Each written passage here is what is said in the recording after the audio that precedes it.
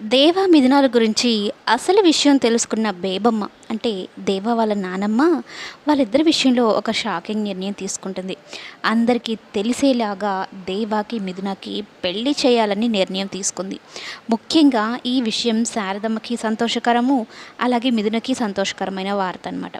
కానీ దేవాకి కానీ సత్యమూర్తికి కానీ ఇష్టం లేదు. అయితే ఫస్ట్ ఏమని చెప్తారంటే పెళ్ళి వీళ్ళది ప్రేమ పెళ్ళి అన్నట్టు చెప్తారు. కానీ బేబమ్మ వీళ్ళిద్దరి గురించి కనిపెట్టేస్తుంది అనమాట. ఎప్పుడు శారదమ్మని తిడుతూ ఉంటుంది, నువ్వు కాఫీ సరిగా పెట్టవు, భోజనాలు సరిగా వండవు, అసలు నీకు వంటే రాదు అని. అయితే మిథున్ని అడుగుతుంది, అమ్మాయి నువ్వు నా కోసం భోజనం వంట చేయొచ్చు కదా అని అయితే అంటూ ఉంటే, అమ్మమ్మ నాకు అని అయితే అంటూ ఉంటే సత్యమూర్తి సరే అమ్మ అన్నట్టు తను సైగ చేయడంతో సరే అని ఒప్పుకుంటుంది అనమాట. ఇక మిథున వంట రూమ్లో ఏమేమి ఉన్నాయని తెలుసుకొని అత్తగారి సహాయంతో అయితే వంట చేసి పెడుతుంది. ఈవిడికి బాగా నచ్చుతుంది. అందులో మిథున చాలా బాగా నచ్చేస్తుంది. దేవ అంటే ఇష్టం కాబట్టి దేవ కోరి ఏరి చేసుకున్న అమ్మాయి కూడా ఈమెకి బాగా నచ్చేస్తుంది అనమాట. ఎందుకంటే వీళ్ళిద్దరు ప్రేమ పెళ్ళి అన్నారు కాబట్టి. అయితే మీ ఇద్దరి విషయంలో నేను అచ్చడం వచ్చ చూడలేకపోయాను, మీ ఇద్దరు ఎదురెదురుగా కూర్చొని ఒకరికొకరు భోజనాలు తినిపించుకుంటారా అని అయితే అంటూ ఉంటే, దేవ ఇష్టం లేకుండా మిథున కొంచెం అంటే కొంచెం బెరుకుగా అలా ఉండేసరికి వీళ్ళిద్దరు ప్రేమ పెళ్ళి అన్నారు, కానీ ఇదేంటి ఇలా ఉన్నారు అని అయితే డౌట్ పడుతూ ఉంటుంది. అంటే ఏదో నటిస్తున్నారు అన్నట్టు అర్థం చేసేసుకుంటుంది, తెలిసేసుకుంటుంది అనమాట. అయితే మిథునని పిలిచి అడుగుతుందనమాట, నువ్వు మా అబ్బాయిని ప్రేమించి పెళ్లి చేసుకున్నావా, మా అబ్బాయి నిజంగానే ప్రేమిస్తున్నావా అని అయితే అంటూ ఉంటే మిథున దగ్గర నుంచి ఎటువంటి సమాధానం ఉండదు. అయితే శారదమ్మ దగ్గరికి వెళ్తుందనమాట బేబమ్మ.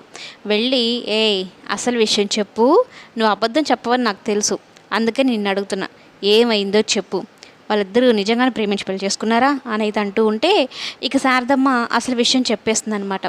మొదటి నుంచి దేవాకి మిథున మధ్య ఏం జరిగిందో మొత్తం చెప్పేస్తుంది. ఒక్కసారిగా షాక్ అయ్యి, సరేలే దేవుడు ముడివేసిన బంధం వాళ్ళది, ఆ బంధాన్ని మనమే నిలబెట్టాలి, దేవుడు వేశాడు కదా, దేవుడు వాళ్ళిద్దరిని ముడిపెట్టాడు కానీ వాళ్ళిద్దరిని ఒకటి చేయడం లేదు, ఆ పని మనం తీసుకుందాం అన్నట్టు ఈ చాలా రోజుల వరకు నేను ఇక్కడే ఉంటాను, వాళ్ళిద్దరిని కలిపి కానీ వాళ్ళిద్దరు భార్యాభర్తలుగా ఒక్కరిని విడిచి ఒకరి ఉండలేని స్థితికి తీసుకొచ్చి కానీ అప్పుడు నేను వెళ్ళను అన్నట్టు శపథం చేస్తుందనమాట.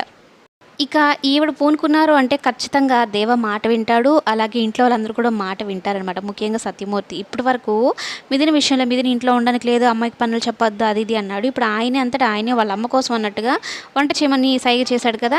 అలాగే కోడలుగా కూడా ఒప్పుకొని భార్యగా దేవ కూడా ఒక స్థానం ఇచ్చి మిథున ఈ ఇంటి కోడలుగా ఇంట్లో తిరుగుతూ కలకలలాడుతూ ఉంటే చూడాలనుంది. అత్తయ్య ఇది మీ వల్లనే జరుగుతుందేమో అన్నట్టు అనుకొని ఆవిడ మాటని జవదాటదనమాట. ఇక అత్తయ్య మాట ఏది మాట్లాడితే ఆమె ఏమి చేసినా మిథున దేవ విషయంలో ఆమెని ఫాలో అయిపోతూ ఉంటుందన్నమాట.